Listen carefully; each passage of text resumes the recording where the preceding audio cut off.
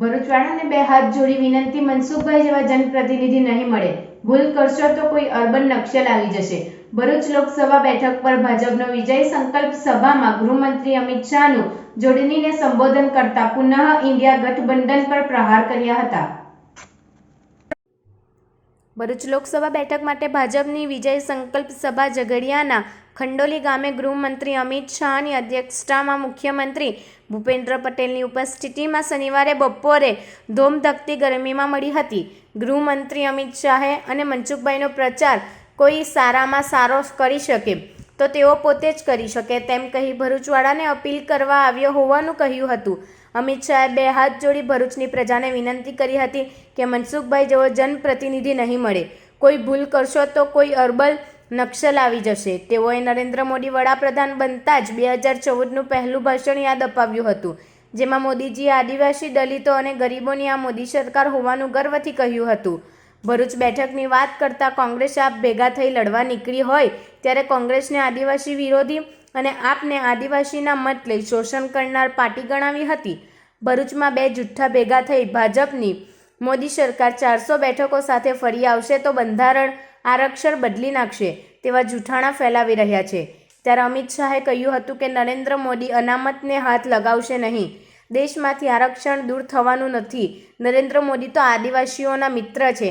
તેઓએ 10 વર્ષની મોદી સરકારની સિદ્ધિઓ અને આદિવાસીઓના લાભની યોજનાઓનો ચિતાર આપવા સાથે કોંગ્રેસને પણ આડે હાથે લીધી હતી. રામ મંદિરની પ્રાણ પ્રતિષ્ઠામાં પણ કોંગ્રેસને આમંત્રણ અપાયું હતું, પરંતુ કોંગ્રેસ તેની વોટ બેંક સાચવવા દૂર રહી હતી. ત્યારે રામના પ્રાણ પ્રતિષ્ઠામાં જે ના જાય તેની જોડે ભરૂચે રહેવાય તેવો પ્રશ્ન પૂછ્યો હતો. અંતે અમિત શાહે ભરૂચવાસીઓને ચૂંટણીમાં ભૂલ ન કરતા બાકી ખંડણી બિઝનેસ ફરી શરૂ થઈ જશે તેમ કહી તેઓ ચેતર એન્ડ કંપનીને જાણતા હોવાની ટકોર પણ કરી હતી. વિજય સંકલ્પ સભામાં ભરૂચ લોકસભા બેઠકના ઉમેદવાર મનસુખ વસાવા, પૂર્વ મંત્રી દર્શનાબેન જરદોશ, પૂર્વ ગૃહમંત્રી પ્રદીપસિંહ જાડેજા, પ્રભારી અશોક પટેલ, જિલ્લા પ્રમુખ મારુતિસિંહ અટોદરિયા, ઘનશ્યામ પટેલ, ધારાસભ્યો ઈશ્વરસિંહ પટેલ, અરુણસિંહ રાણા, રમેશ મિત્રી, રીતેશ વસાવા, ડીકે સ્વામી, અક્ષય પટેલ, મહામંત્રીઓ નિરલ પટેલ, વિનોદ પટેલ, ફતેહસિંહ ગોહિલ, પૂર્વ આગેવાનો સહિતના ઉપસ્થિત રહ્યા હતા. રાજ્ય સરકારના માર્ગ મકાન વિભાગ દ્વારા વડોદરા જિલ્લાના માલસરથી ભરૂચ જિલ્લાના અસા ખાતે નર્મદા નદી ઉપર 3.5 કિલોમીટર લાંબા ₹225 કરોડના ખર્ચે નિર્માણાધીન બ્રિજનું માધવ સેતુનું લોકાર્પણ આદરણીય વડાપ્રધાનશ્રીએ હમણાં જ કર્યું છે. 1.86 કરોડ જનધન ખાતા ખોલાવ્યા છે. 3.54 કરોડ લોકો દર મહિને મફત અનાજ મળી રહ્યું છે. 5,74,574 ફેરિયાઓને 774 કરોડ રૂપિયાની PM સ્વનિધિ લોન મળી છે. વડાપ્રધાનશ્રી પોતે આવા નાના ધંધા વ્યવસાયકારોના ગેરંટર બન્યા છે.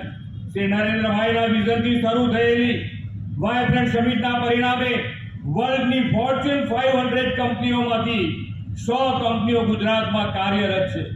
ભરૂચ દેશના કેમિકલ કેપિટલ સીટો ડબલ કરવાનું કામ પણ ઘોષણા નરેન્દ્રભાઈએ કરી છે. અને અંતે હું એક વાત પૂછવા માંગુ છું.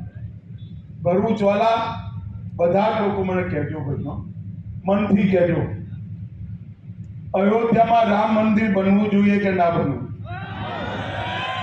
અરે સંભળાતું નથી, જોરથી બોલો, બનવું જોઈએ કે ના બનવું જોઈએ? આ બાબત તોડીને ગયો તો આઝાદીના 70 વર્ષ થયા.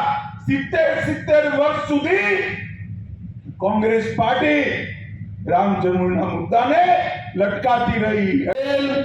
લોકસભાના સમન્વયક અશોક પટેલ, સંગઠનના પ્રભારી ધર્મેશ પંડ્યા, મારુતિસિંહ તખતસિંહજી, શ્રી સતીશભાઈ પટેલ, ઘનશ્યામભાઈ પટેલ, નિરલ કુમાર પટેલ, ફતેહસિંહ ગોહિલ, વિનોદભાઈ પટેલ, મહેન્દ્રસિંહ વાસિયા, શ્રી ઈશ્વરભાઈ પટેલ, અરુણસિંહ રાણા, રમેશભાઈ મિસ્ત્રી, અક્ષયભાઈ પટેલ, શ્રી ડીકે સ્વામી, શ્રી રીતેશભાઈ વસાવા, શ્રી ભરતસિંહજી પરમાર અને આજના કાર્યક્રમમાં આટલા ધૂમ ધકતા તાપમાં મારી સામે બેઠેલા પ્રિય ભાઈઓ, બહેનો, માતાઓ અને મારા જીગરના ટુકડા જેવા યુવા મિત્રો સૌને મારા રામ રામ.